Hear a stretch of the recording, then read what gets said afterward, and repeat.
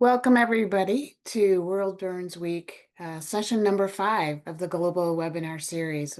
We're so glad you're here with us today. This is the final webinar of the week, and we're glad that you're here. For those that are needing captions or translation, you can use the captions under CC, and in some areas it may look differently. You can change from English to your preferred language. I'll give you a couple of seconds here to do that. Well, oh, there you go. Okay. Thank you. Well, I'm so excited. My name is Amy Acton. I'm the CEO of the Phoenix Society for Burn Survivors, a burn survivor myself and a former burn nurse.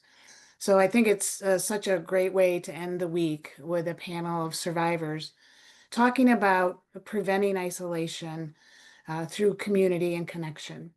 World Burns Week is such a wonderful way to connect people in the healthcare field as well as the survivor community. So I had the pleasure of talking to many burn survivors here on this panel.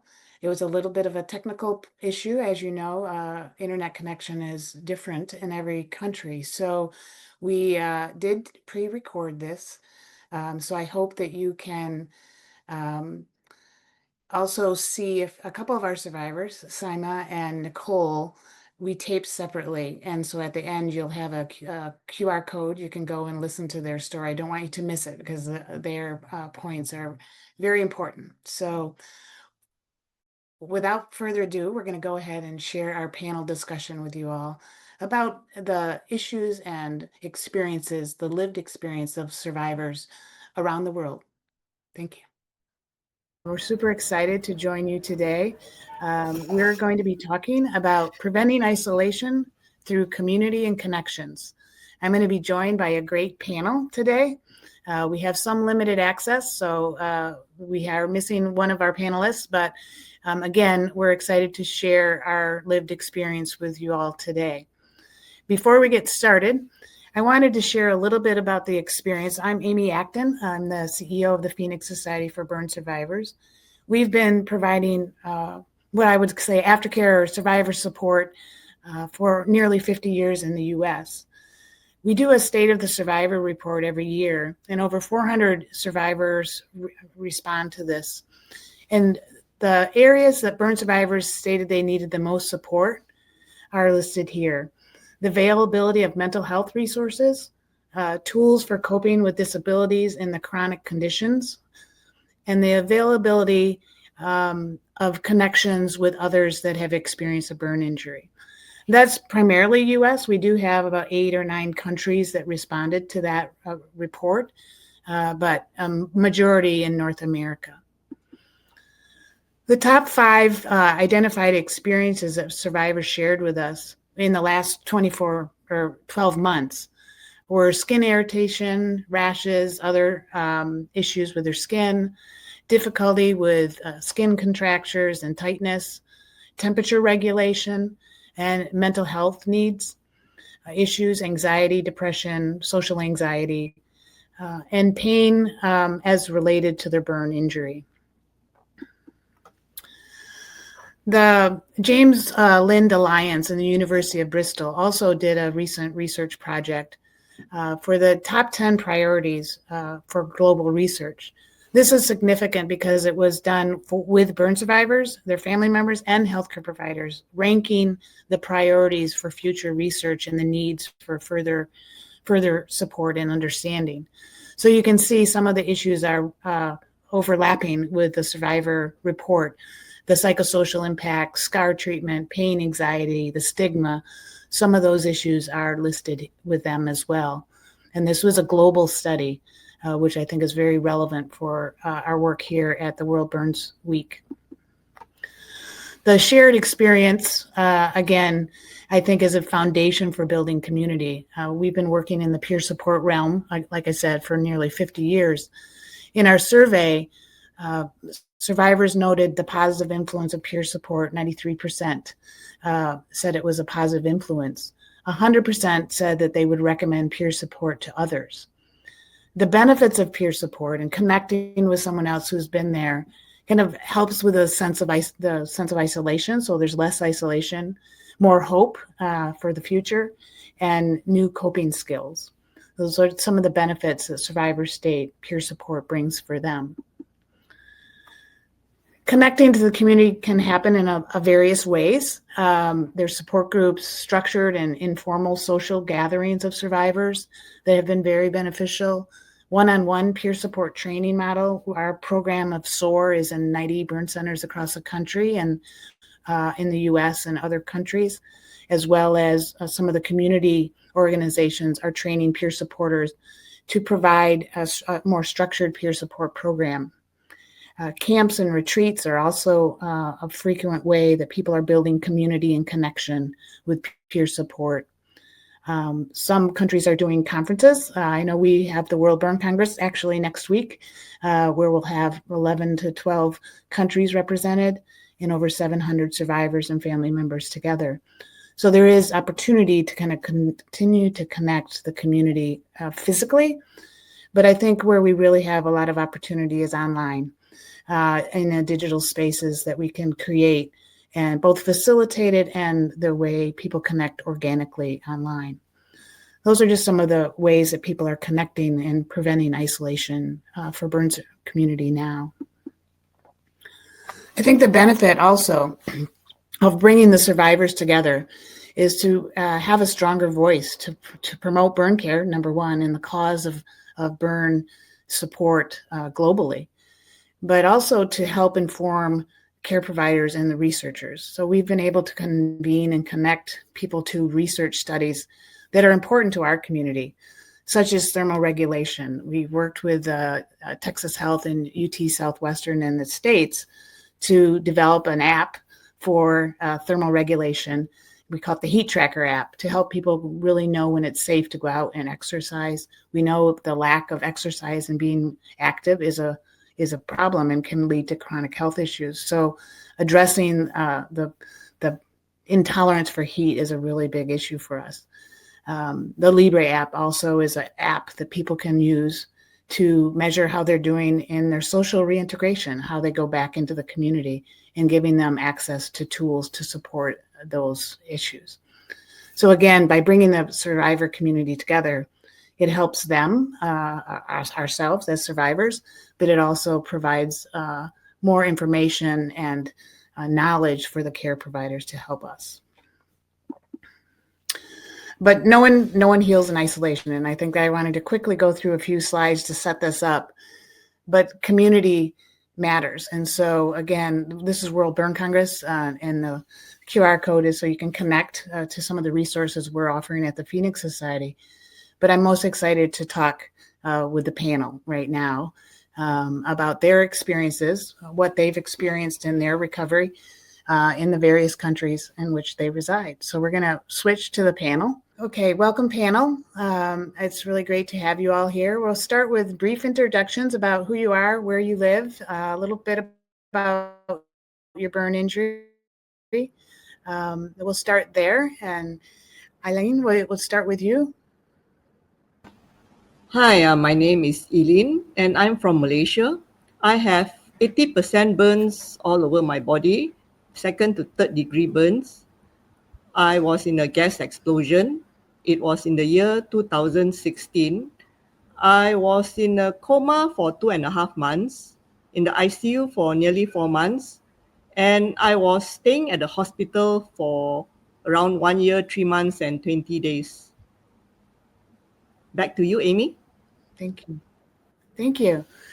Lily, we'll have you go next. Hello, everyone. My name is Liliana. I was in a house fire in the United States.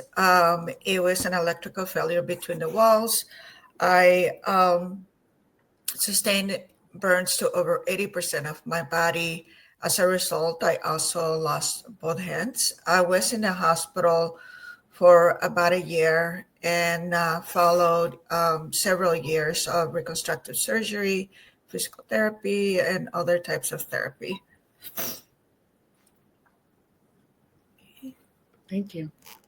Pierre. Hi, my name is Pierre from Ghana. I had a fire accident at home from propane gas that is used in cooking food. Uh, I suffered 39%, so 39% of my total body surface area were covered in various degrees of burns, partial thickness, full thickness, and a mixed in various areas. Um, this meant that I was in the hospital for 142 days. 6 weeks of those were in the ICU, and I had 3 weeks on the ventilator because I had suffered severe inhalational injury. My accident happened 5 years ago when I was 34. Thank you, Pierre. Let's go ahead and have you start, Ivan. My name is Ivan, and I'm from Mexico. Uh, I suffered a car accident in 2018. I was 11 years old, and I have second and third degree burn in the 90% of my body. I was in ICU for around 7 months, and I've been through almost 60 surgeries since then. Thank you. Thank you for sharing, Ivan.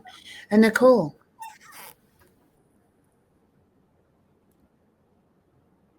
Oh, I think you're muted. Okay, my name is Nicole Chibugon, and I'm from Nigeria. I suffered burns when I was 12 years old. There was a home accident from stove explosion. I was in the hospital for close to 2 years, about 4 months in coma, and then a total of 6 months in the ICU. I had 49% of burn injury on my head, neck, my two arms, and my back. A mixture of the second and third degree burns. Yeah. Great. Thank you. So we're in various countries with different types of injuries, but can we share a little bit about kind of your access to care in your country, the level of burn care, where kind of did you have access to care, quality care, where you lived, or did you have to travel great distances? Anybody can jump in and just kind of jump in, and if you want to share. I'll go ahead first. I think that I was fortunate that I only lived about 5 miles from a burn unit, and I was taken there when the fire happened, and so I remained there for about 4 months, and then was transferred to a rehabilitation center where I spent the rest of the time. But in that way, I do feel fortunate that I was able to access that type of care. I know at the time of my injury that there had only been, if I recall, my doctor saying there were only two other people that had survived the type of burns that I had sustained, which were, you know, second, third, and fourth degree. Mm-hmm. And that was in the early 80s, if I'm right, Lily? That was in 1980, yes. Yeah, yeah. So I think even in the U.S., the ability to survive injuries has changed dramatically in that time frame. So I think, again, those type of injuries, more people are surviving today than they ever did. And so it requires more thought on how we provide services long term. Anybody else want to share in their country kind of what their experience was for burn care and access to it? Ivan? So in my country, there's barely any medical aid for burn survivors. I had to be transferred to US, and I received a lot of support in the hospital I tend to in the US, and I've been through some peer support there. Mm-hmm. So you were transferred out of Mexico into the U.S. Yeah. And you were burned as a child, correct? Uh-huh. Yes. Yeah. Okay. And did you have access to recovery services in country? Any other fits? Did you travel back? Did you travel back to the U.S. for all your burn care, or did you find people to serve you in your country when you went home? I have mostly have to go back to US for medical Hmm. aid, but I also Okay. receive a little bit of support here in Mexico, especially for Okay. hair treatment and minor surgeries. Okay. Great. Um, Anybody else want to share? Nicole or Pierre? Or Yeah, I was fortunate as well. Well, in Ghana, there is one main center. It's called the National Reconstructive Plastic Surgery and Burn Center, which is in the Greater Accra region, and I was fortunate that I live in that region. So even though this center was quite far away from where I lived, it was easily 30 kilometers. I had access to that place. And what had happened to me on that day, in fact, my neighbors took me to a hospital that was closer to where I lived. Thankfully, the emergency doctor assessed me, and then he noticed that I may have inhalational injury and made a call to transfer me immediately to the specialized burn center. So I don't think I was in the first hospital for up to an hour. I think it was just about 30 minutes. He assessed me and realized they do not have capacity to deal with inhalational injury, and then moved me to the other center. But the key thing for me was all of this was in my region. All this service were in my region. So I didn't have to travel too far. And yeah. all my treatment was done in Ghana as well. Okay. Helene, why don't you go ahead and go, and then we'll come back. So I'm from Penang, Malaysia. Penang is an island. We have one hospital here that has a burn ward, that is the Penang General Hospital. And I was informed by the doctors that I'm actually the first burn survivor who survived 80% burns from that hospital. So indeed, I'm lucky to be alive. Mhm.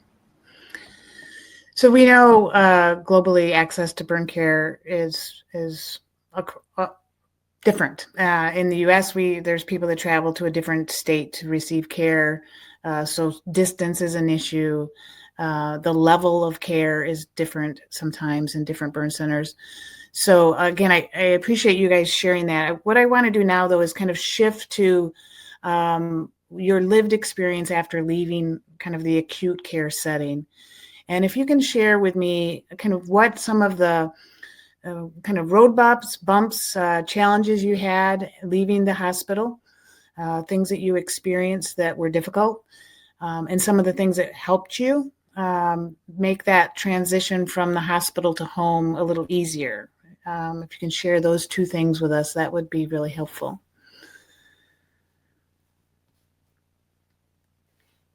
Pierre, do you want to start with us?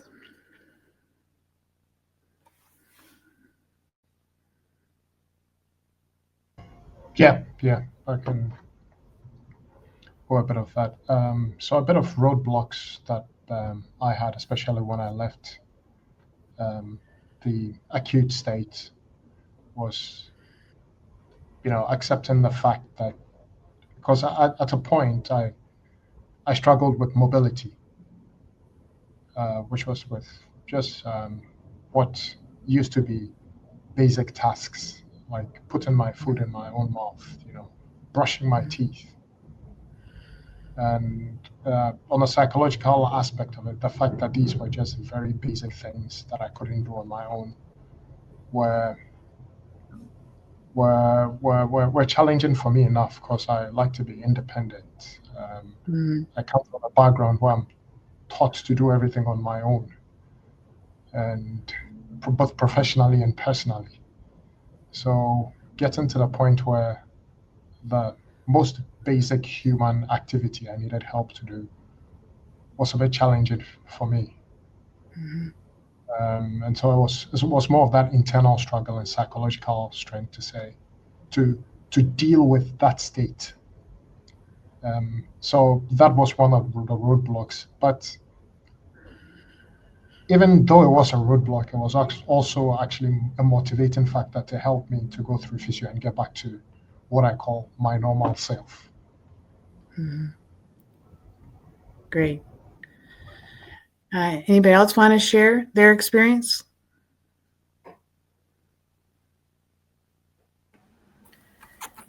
For me, Lily? after the hospital, I had to dress my own wounds, to clean my own wounds. So I guess that was one of the struggle that I had because it wasn't an easy thing to do yourself. Of course, I had the help of my sister to help me, and later on, to get a sense of normalcy, to do things for yourself again, and to be able to be mobile, as what Pierre says, because at that point in time you still feel the pain, the restrictiveness of your limbs, and once that uh, gets going, then you will feel much better. Mhm. Yeah, I wanted to share that that was very similar to Pierre and Eileen, that the mobility part and being able to take care of myself and learning to be independent. That's what I would say was a major roadblock. Going from, I was 19 at the time of my injury, going from being very independent and very physically active to then having to be really being taken care of by other people. Um, well, at the hospital, but then after going home and having my family, having to do the things that I would normally do for myself. But one of the things that I remember very clearly too is how slow the healing process was. And I just wanted to know, when is this going to get better? When is this going to get better? And I hear that over and over too from the burn community. In my role as the information and resources specialist with Phoenix Society, I do come in contact with the burn community every day, and that is a recurring theme, right? Like Yeah. it is hard enough to be not being able to do the things you want to do, but also just how slow the healing process is. Mm-hmm. Yeah. Great. Uh, yeah, I'd like to add a bit to that. Ivan, you want to Oh, add anything? Oh, Pierre, do you have something Yes. to say?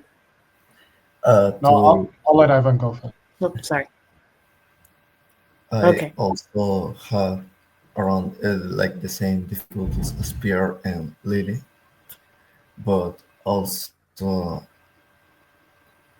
uh, in that part, I think it kind of got better with the pass of the years. But one thing that didn't got better is the thermal regulation, especially in my country that is really hot. I have a lot of difficulties to go outside and do my daily stuff like college and stuff. Mm-hmm. So I have to be really preventive about the clothes, the stuff I do to thermoregulate me. And yeah. Mm-hmm. Yeah. Pierre, you had something to add, I think? Yeah, again, like Lily said as well, it was with being patient with the process as well. Um, there were times I had to go to the hospital 3 times a week. Then I reduced to about twice a week, then once a week. And at some point, I'm thinking, and at some point after I'd regained mobility and I could do things to myself for myself, I still had bandages on my feet, and I'm thinking, when is this going to end? And a bit to what Ivan said with the thermal regulation. I mean, I live in Ghana, which is average about 30, 31.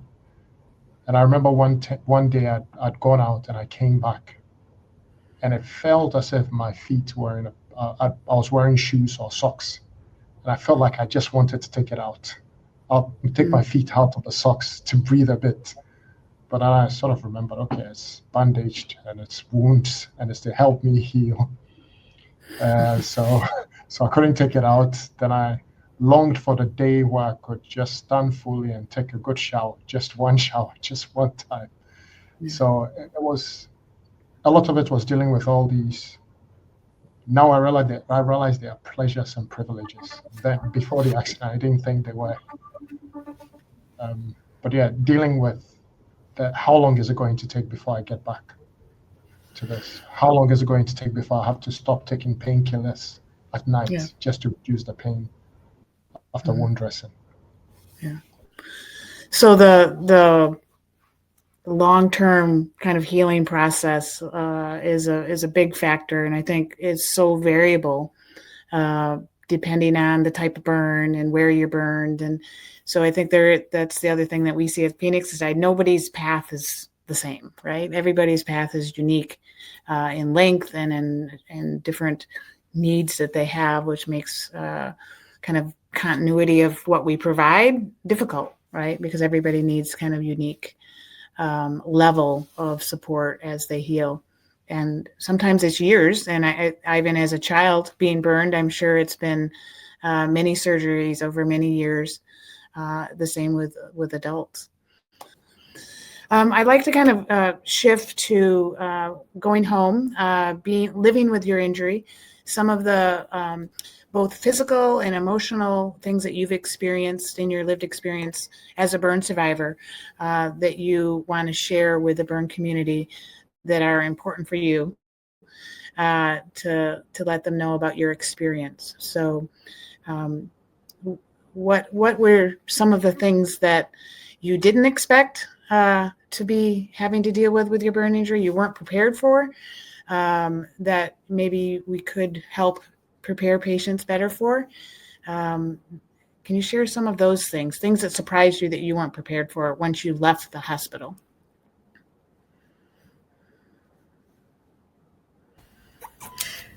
I'll go. I wanted to say that wound care was the one part that neither my family and I were prepared for.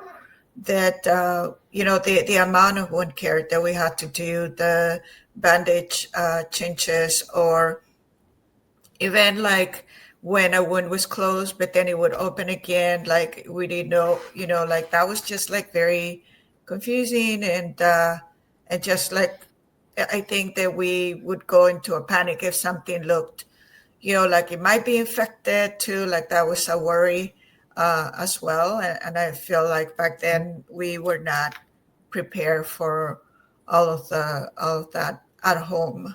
That I wish we would have had more information about. That would have been helpful. Yeah, I think from one of the things as well that I think we weren't prepared for, and I think for myself as well personally, was I expected the recovery to be a smooth process.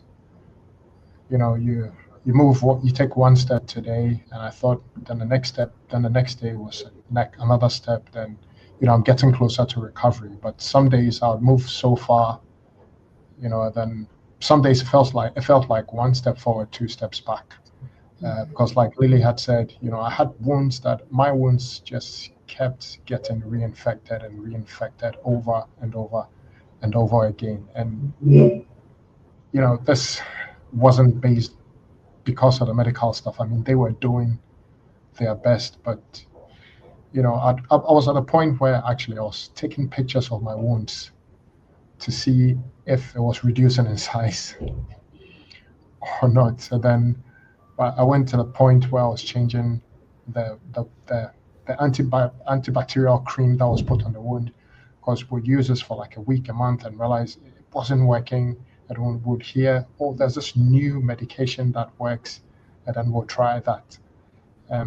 The major thing for me was I didn't expect that after I was discharged, I would have to go back on admission in the hospital again. So in my case, I was discharged on the 31st of December 2020, and I thought, this is it. It's just wound dressing, and I'll be okay. But in March 2022, I had to go back on admission again because there was just one patch of wounds. Well, it wasn't one. It was on both legs. It was just around my ankle area. That just wouldn't heal. Every other part was healed, but those two parts just wouldn't heal. So I had to go on admission again, go do all the pre-surgery examinations, the HB, the blood tests, make sure I was in a state to the anesthesia clinic. So I didn't expect that after being discharged, I'll have to be readmitted again and go through similar process. Of course, this time it was a bit better, but I didn't think I was going to go back to the hospital again. Thank you. Guys, can we talk a little bit about this session is really about community and preventing isolation. What are some of the things that you did or couldn't find, or your experience in that feeling of isolation? I know when I went home, I had great family support. I was very fortunate for that, but I didn't know anybody else that had ever gone through this. And I felt like I was the only one, right? And so can you share a little bit about what your experience was going home and that sense of isolation and what that felt like for you? Or maybe you didn't feel that. Can you share a little bit about that? When I got back to my home, I did felt really lonely. I didn't have like any other burn survivor to look up to say I'm gonna get as good as that person is with the pass of the time.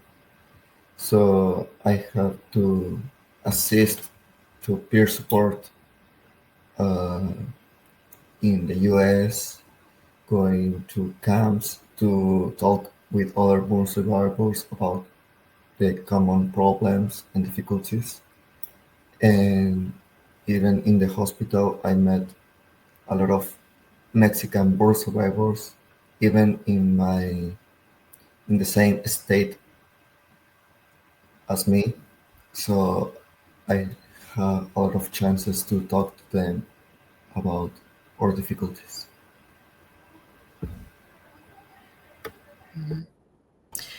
Yeah, I was fortunate that I was connected to another burn survivor early on. This is way before there was peer support. We had the SOAR program didn't exist back then in 1980, and my doctor had the wisdom to say, I think you need to meet another burn survivor who also lost both hands. And so I was visited by a young man who had lost both hands and who was doing amazing. And I had a hard time visualizing myself doing all the things that he was able to do with his prosthesis, but it's something that stayed with me throughout my healing.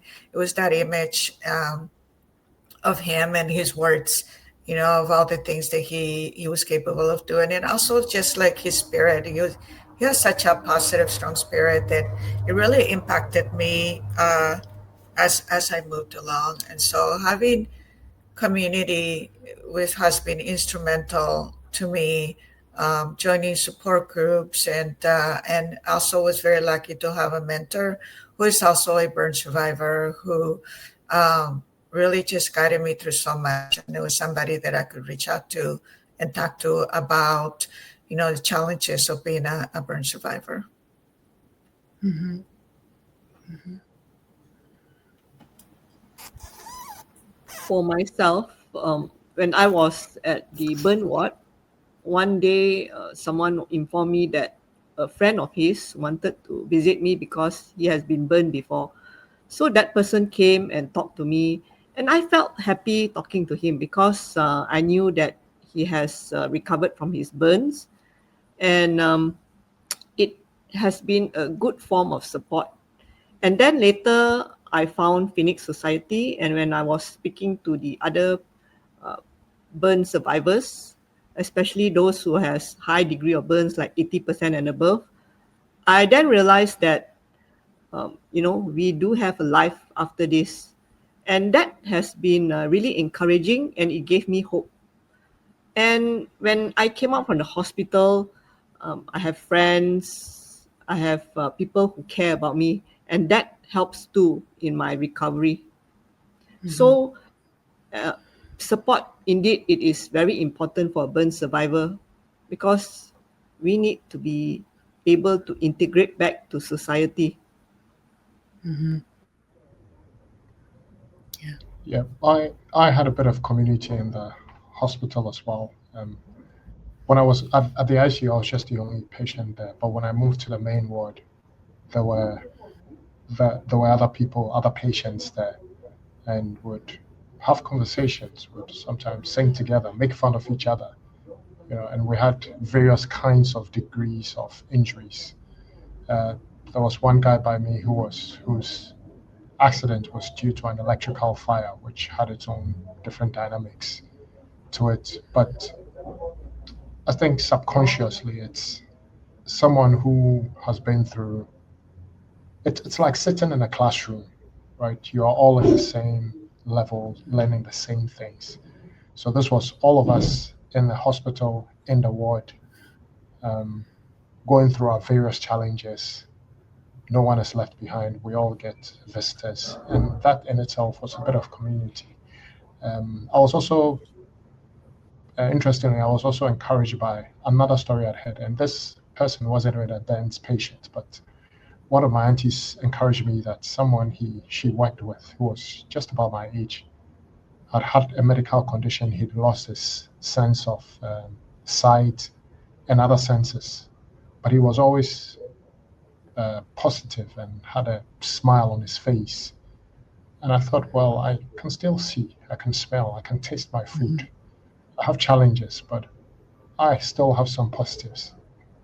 Um, so even though that this person wasn't a burnt patient, his bright outlook and his predicament also encouraged me. And then I had my ward mates who encouraged me. Some of them were still in touch. We have a band support group actually back in Ghana. I haven't been able to attend the meetings because every time they've had it, I've been out of the country. But, both in and out of the hospital, meeting fellow parents, patients helps, and meetings like this as well helps because then I realize, there are people who have survived worse cases, and their story is also encouraging. That helps me to move on. Yeah, I think one of the things at World Burn Congress, we have an open mic session where there's 600, 700 people in the room sharing their journey and their story. And just you can kind of almost feel the kind of connection and sense of empowerment that comes from that kind of combined storytelling. I think that has a lot of power in it. And whether it's written story or live here like we're doing today, there's a lot of ways to kind of get that information. I had Father Bill used to visit me in the hospital when I was there, and he would tell me, not the name or anything, but there was a gentleman downstairs who had an accident on a boat, and he was paralyzed, and he would just talk about his progress, and it kind of got it off me and onto somebody else. And I think that kind of understanding other people powerful. Can you guys talk a little bit about what you've gained personally from this experience, how it's impacted you personally, what you've gained from kind of going through this burn experience, and how you live your life maybe differently?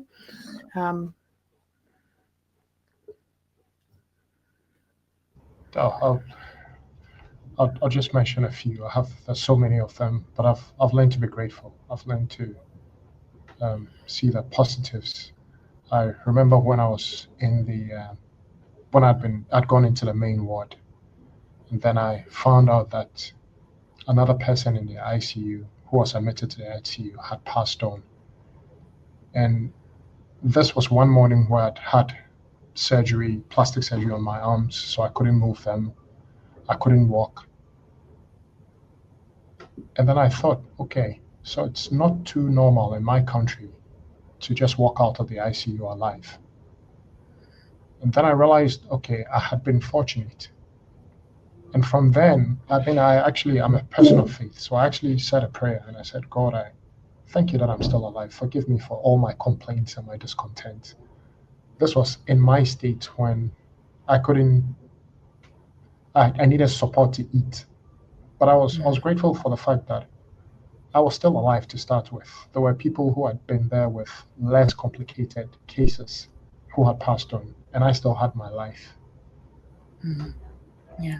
And so one of the things was that has hugely impacted me is that even in bad times, even when things are bad, I still look out for what to be thankful for, because I've realized, I'm sure we all have those experiences where we struggled with basic um, human functions. And so I've learned not to take anything for granted. Another thing as well too is hope. That if I can go through this and live through this and still be alive, there is nothing that can stop me and nothing that can hold me back. Thank Great. you. Thank you for sharing that. Anybody want to add to that? Lily? Yeah, I wanted to echo what Pierre said. That one of the things that I gained from this experience is absolute gratitude for being alive, right? And my child to have survived as well. She's also a survivor, and live every day like it's a special day, right? If tomorrow was I wasn't here tomorrow, what would I do today? And so every day I wake up and give thanks, and and also again a big community. I know we're a small community in like the big picture, where Bird community is a small community, but I gained for me such a great community, big community that I am grateful to belong to. Yes, and not take anything for granted. Honestly, people, things, experiences. Um, I have learned to just be grateful for everything. I say that I'm grateful for the good, the bad, and the ugly because it's made me who I am today. Yeah. Anybody else want to add to that? Okay. I agree with Pierre and Lily because I nearly died from blood sepsis at the ICU, and I had MRSA up to 4 times, and there are people who dies as a result of MRSA. So for myself, I am indeed grateful, like Lily and Pierre, to be alive.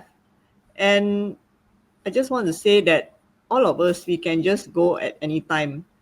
It's our life is really short. Anything can happen to us at any point of time. And if you feel like doing something, then just do it. And for myself, I feel that I can make a change. I can make a difference in this life. So I thank God for giving me this second chance in life. Mhm. I also feel grateful to live and to have the people I care about. But I would also like to add that it made me more understandable about everything that surrounds me, the problems, the lack of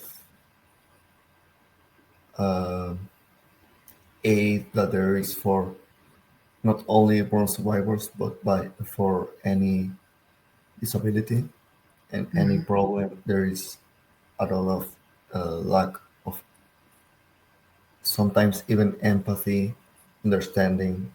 So it opened my eyes and make me want to make a change, Mhm. not only to my community and my country, but also the whole world.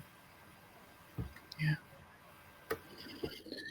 Yeah, I think when we think about the burn community and what we could teach others, I've always often thought that that ability to um, see the truth and our commonalities. I think again, I come to back to World Burn, where we have 700 people coming from various walks of life, coming together and really being able to be not just supportive of one another, but vulnerable in front of each other, to share kind of the real struggles, because there are real struggles in this life that we're all face at times, and it's a kind of a roller coaster. We may feel great one day, and then something happens, or a life circumstance comes back, and we get kind of thrown back into that trauma.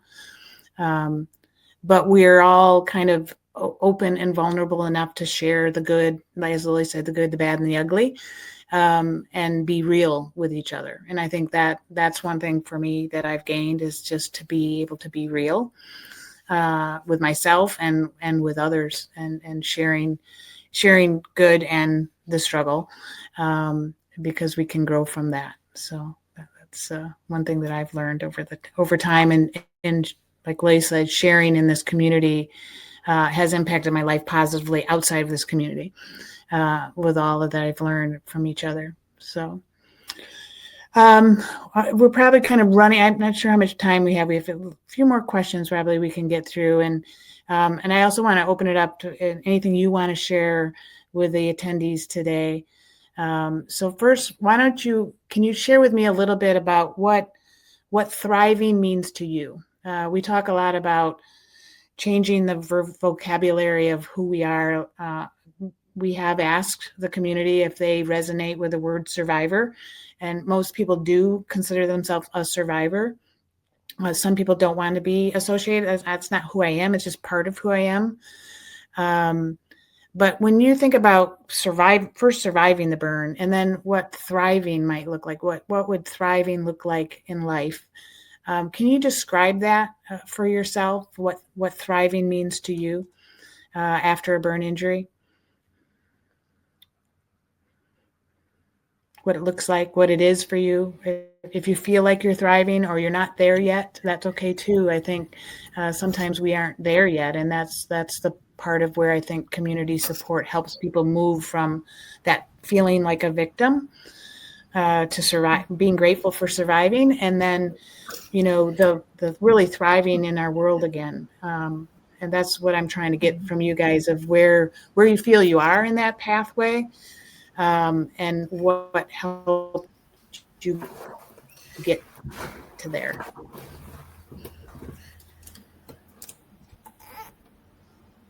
That's a lot of questions. Okay.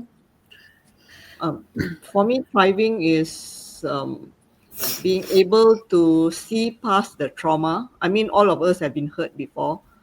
The trauma has been really great on our body, but we should be able to learn from that experience, to see past the trauma, and to be able to heal after that. Yes, it is not easy, but we can overcome it, because from our experience, the experience that we gain actually is something not an ordinary person has gone through before. And somehow, from this experience, we become a wiser person. We can show more empathy towards others, and we can heal ourselves from it.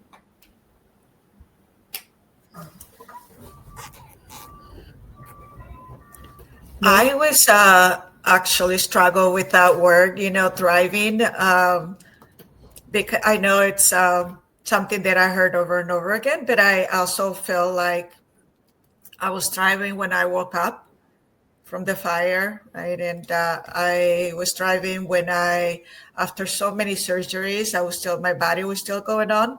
I was still getting up. I was still learning how to walk and how to do the things, that I had to do to become independent. And so I just always felt like I was thriving all along. Except now I understand that it means to beyond surviving.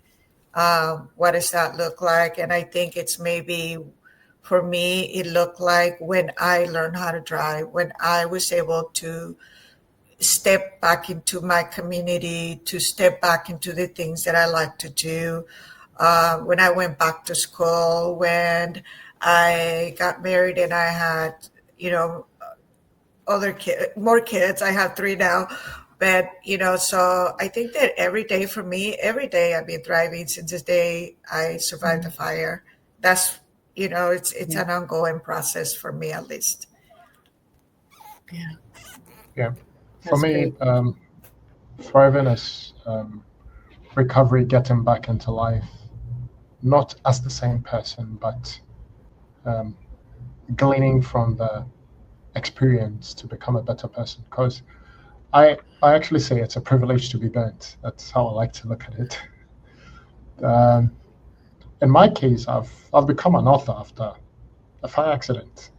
Prior to that, in 2020, I never thought of writing a book. It's not my thing. But 5 years down the line, I've actually written a book, The Stench of Good News, and that wouldn't have happened maybe if I hadn't had this accident.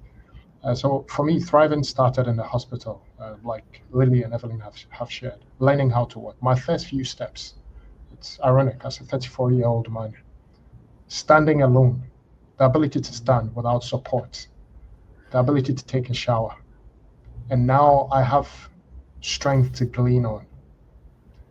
One time, I remember, I think it was last year, I was going through some struggles at work. And I went back to the hotel one night. I was just typing the book to send to the editor. And I read through and I thought, I've been through this. Why am I struggling about this? And that gave me strength, just reading my own story, reading what I've gone through.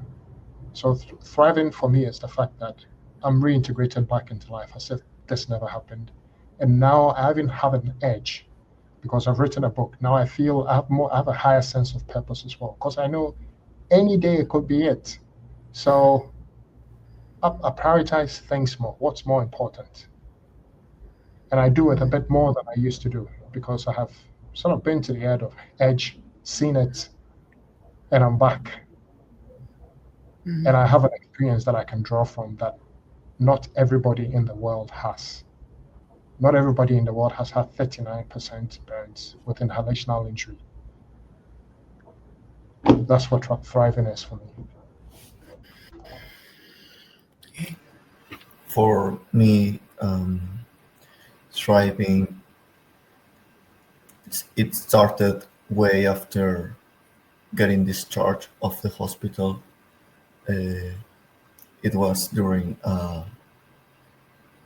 the first time I assisted the burn survivor camp. Uh, those 2 years before that, I think I was just existing and surviving. But but after that day specifically, I started to understand and accept everything that happened and try to become a better person, a more understanding person. And yeah,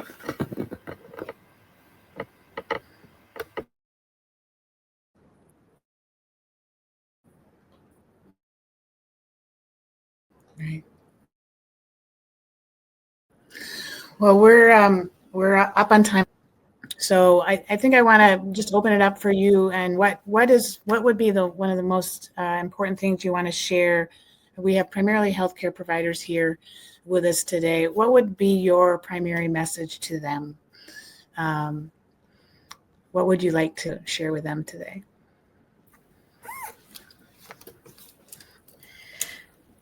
I wanted to share that a question that a physical therapist asked me once, and this was years after, and I was working for another burn organization, and the question was, how can we support burn survivors move through, in life and during this period, and the one thing that I recall that some of my nurses did is that they expected me to survive. They expected me to get back and have a life of my own and accomplish, all the things that I wanted to accomplish, that there was no doubt in their mind that I would do those things. And they shared that with me. And so that's what I said to her: expect the best, and expect struggle, Expect the best. because that's just very normal. But also, um, you know, expect them to do things. So, yeah, that's what I want to say. Please expect the best. Expect that they can accomplish the things they set out to do. The people that you are supporting, because it's possible, right? With the right supports. Yeah, and there's so much support right now, much more than there was even in 1980.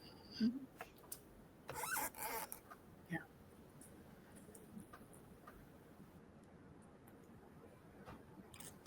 And I Anybody just else? wanted to add one more thing: is the words that you use also to describe somebody's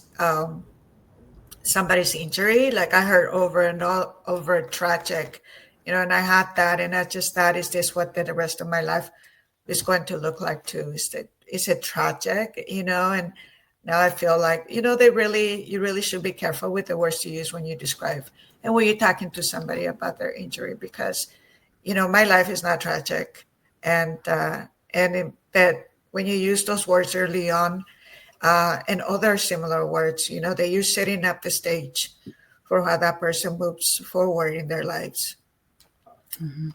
Yeah. Very good. Very good. Pierre?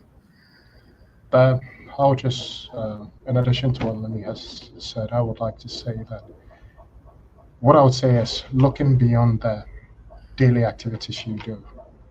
For medical personnel involved in treating burns patients, it's, the nurse is there. You have a nurse who is dressing a wound. You have the surgeon who is doing plastic surgery. You have the cleaner who is even cleaning the hospital. I think it's important to see beyond what you do and realize that you're actually impacting lives. That what you are doing could be creating a motivational speaker. You could be creating somebody who's going to impact the world. Eileen said she does motivational speeches. Lily does other stuff. Ivan as well, Nicole as well. We've all been impacted by the accident, and by the fact that we are still alive has made us better people, and we're impacting our various scopes. I've had someone tell me that she's been motivated by the way I've handled this. That is because a nurse took the time to change the dressing on my wound. That is because there was a cleaner at the hospital who took the time to clean the floor. That was because there was another nurse who gave me a medication. What I like to say to healthcare workers who deal with burns patients is what you are doing is beyond just dressing a wound. What you are doing is beyond giving a medication. What you are doing is beyond doing just basic surgery or mopping the floor. You are actually shaping a motivator. You are actually shaping an influencer to the world. Thank you. Thank you. All I want to say is that for healthcare providers, around the world, who are dealing with burn patients, I would like to suggest that perhaps they can connect other burn survivors to the patients that currently in the hospital, because in the US you all have the peer support group, whereas in countries such as like Malaysia, where I'm in, uh, we do not have that type of support. So the healthcare providers, they can actually connect the previous patients with the patients at the hospital so that someone could come and talk to them, and at least they will feel much better that they have seen someone who has gone through the difficulties and find support from there. So that is what I would like to say. Yeah. Well, I think you're all talking about the healthcare providers give us life, number one. They are committed individuals we know, and they, I believe, are the bridge to our future, right? And our future life. And I think what you're saying is really there are resources and connection out in the community that we can connect. And that's what we've been struggling with still in the US Although we have these resources, many people aren't getting to them. They might not be ready for them when they're leaving the hospital. So we have to figure out, how do we bridge the two communities, the community of support that's out there, and there's a lot of them, digitally at least, for people to connect, and some resources that we can share that are happening in other parts of the world with countries that are, again, looking for resources to develop burn survivor support. So I want to thank you all for your sharing today and your experience, and I hope it was valuable for the people listening. And we'll connect online, if not another way. So thank you so much for your sharing today.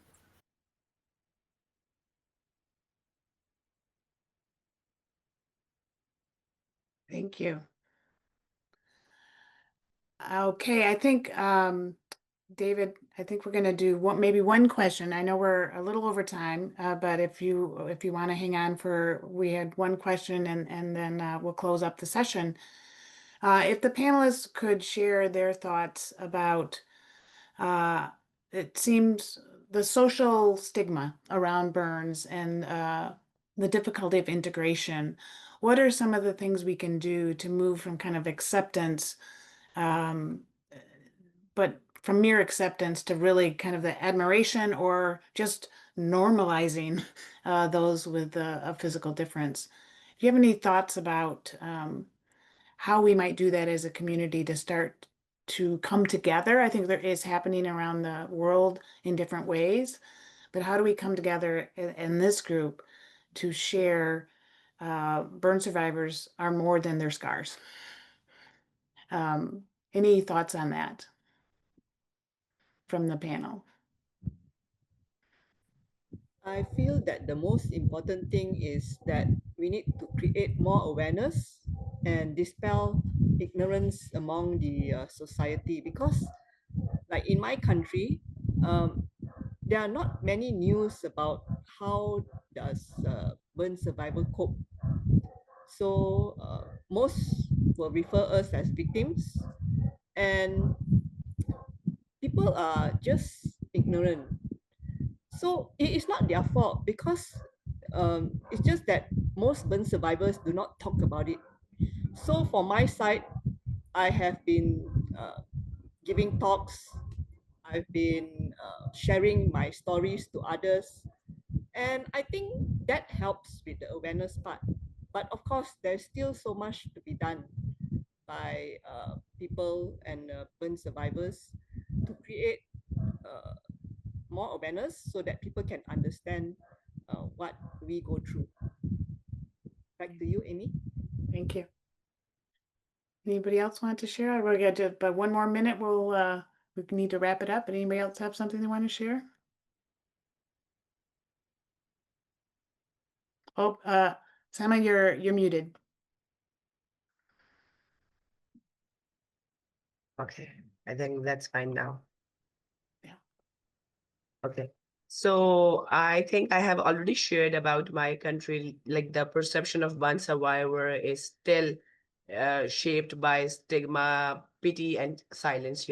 So I just want to work on the burn advocacy, and I think by awareness and again sharing the stories and just to spread the awareness and education will help Yeah. everyone to understand the scars, and this will help the burn survivors to live a life full of strength, maybe a normal life.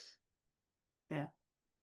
So storytelling, I think the bottom line is we need to do more coordinated story sharing and campaign and awareness building.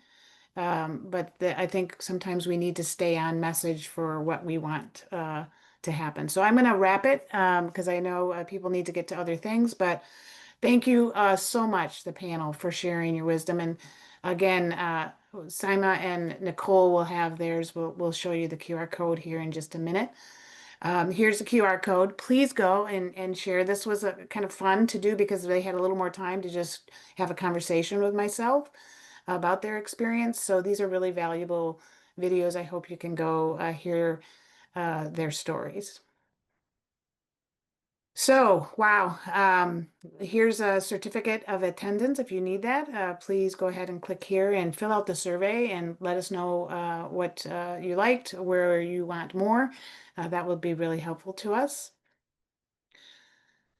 And again, there's local activities continuing throughout the rest of the week. We're at Friday, it'll roll into Saturday and Sunday.